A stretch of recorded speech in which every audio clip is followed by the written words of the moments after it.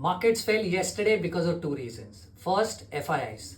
FIIs are typically net sellers in the last week of December because they follow Jan to December financial year and they go on Christmas leaves. But now you would say that they only sold 1300 crore worth of stocks.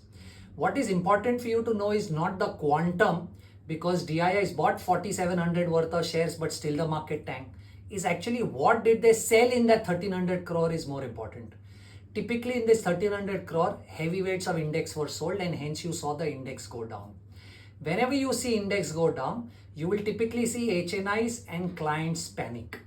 Because this has been a crazy bull optimism since the state election, everybody was extremely bullish on the market and had long positions. When the index started falling, you actually saw HNI and client as a category unwound their long positions.